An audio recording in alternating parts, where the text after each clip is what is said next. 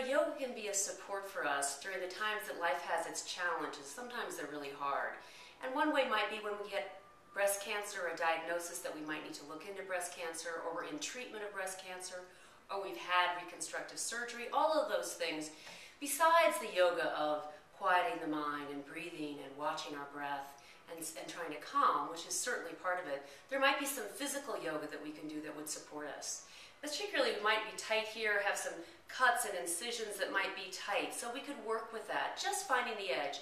Never going to pain, finding the edge. So we could bring the arms forward, kind of roll off the back, and then suck the armpits back. Sometimes it's called deepening the armpits. You pull the arms back and just feel that groundedness. And then maybe begin to lift the arms. Now, you might not be able to go very far, especially if you've just had surgery or you're just in recovery, so maybe just go a little bit. Maybe go up here. Maybe about here it's kind of painful, so maybe you take the arms wide, like I give up, and roll the shoulders back and move back a little bit without letting the rib cage pop forward too much. Another thing you can do is take a belt. This is a yoga belt, but you could use a scarf or a belt that you put around your waist. Just make it about the width of your shoulders, or if you recently had surgery and you're tight, you might make it wider than your shoulders. It's wider. Again, sucking the armpits back, slowly beginning to reach up. Maybe you don't go all the way. Maybe you stop here and just find energy pushing away from the belt, making the belt taut, sucking the armpit back, and building muscles of the upper arm.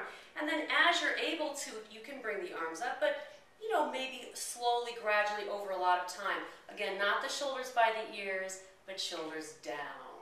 And just finding energy in the arms, and then slowly releasing.